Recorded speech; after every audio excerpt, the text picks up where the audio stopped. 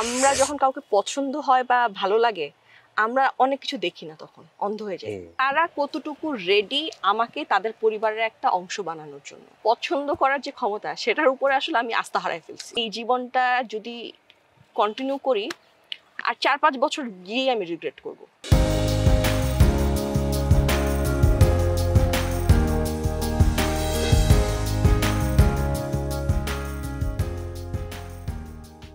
মনে আছে তোমার বিয়ের ওই আয়োজনে নদীর উপরে গিয়ে বিশাল একদম বরযাত্রী নিয়ে, বা যাই হোক, আমি ছবিগুলো দেখতাম ফেসবুকে, খুব ভালো লাগছে। তো এটা একটা মিল খুঁজে পেলাম আর কি আমি। যাই হোক, এখন কি বিয়ে কি করবো না?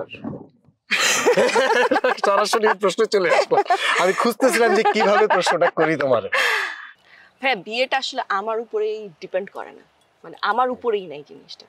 প্রথমত ধরেন মুসলমান হিসেবে তো আমি বলবো যে আল্লাহর হুকুম যখন হবে তখনই হবে, কিন্তু দেন এগেন খুব গুরুত্বপূর্ণ যে জিনিসটা, যেটা আমি হয়তো বা 5 বছর আগে বুঝতাম না, সেটা হচ্ছে একটা মানুষ কেমন পরিবার থেকে আসছে এবং তার পরিবারে গিয়ে আমি কতটা ফিট ইন করতে পারবো, এবং তারা কতটুকু রেডি আমাকে তাদের পরিবারের একটা অংশ বানানোর জন্য। এবং যেহেতু আমার পেশাটা এরকম না যে শুধুমাত্র 9 to 5 জব, এরকম না, বা শুধু হাউসওয়াইফ হলে লাইফটা যেরকম হয় সেরকমও না। সো আমার লাইফটাকে কতটুকু রেসপেক্টফুলি ওনারা অ্যাকসেপ্ট করবে, এটা খুব ইম্পর্ট্যান্ট। এখন সেটার জন্য দেখা যায় যে আমার নিজের যে পছন্দ করার যে ক্ষমতা, সেটার উপরে আসলে আমি আস্থা হারাই ফেলছি।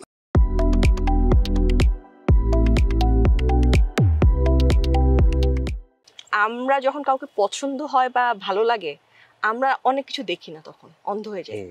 মানে তার খারাপ দিকগুলো তখন মনে হয় আরে মানায় নিতে পারবো, ব্যাপার না, আরে এটা এরকম আর একটা অসুবিধা নেই, আমি ওকে বুঝাই করাতে পারবো।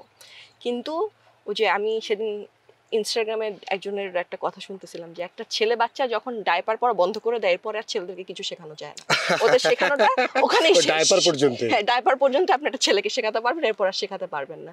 সো এটা আমার খুব মজা লাগতেছিল শুনে যে হ্যাঁ, আমরা তো ভাবি যে আমি আমার ভালোবাসা দিয়ে ওকে ঠিক করে ফেলবো। হ্যাঁ, আসলে ভালোবাসা দিয়ে কাউকে ঠিক করা যায় না যতক্ষণ না সে নিজে চিন্তা করে যে আমি এই মানুষটার জন্য আমরা এই জিনিসটা পরিবর্তন করব, কারণ এটা হলে আমার জীবনটা সহজ হবে, এই মানুষটার জীবনও সহজ হবে।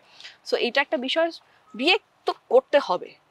মাঝখানে ধরেন কয়েক বছর আমি চিন্তা করতাম যে কি হবে বিয়ে করার জন্য, বিয়ে না করলে কি হবে, আমার তো জীবন চলে যাচ্ছে, নিজে ইনকাম করি, দেশ বিদেশ ঘুরি, তারপর হচ্ছে আম্মা তো আছেই, বাসা মানে ঘর বাড়ি নিয়েও টেনশন নেই, কি হবে।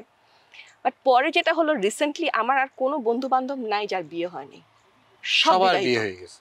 এখন যেটা আগে যে ফ্রেন্ডটাকে ফোন দিয়ে দোস্ত তুই কই, ও দৌড় দিয়ে চলে আসতো, আড্ডা দেই, চা খাই, ও এখন ব্যস্ত।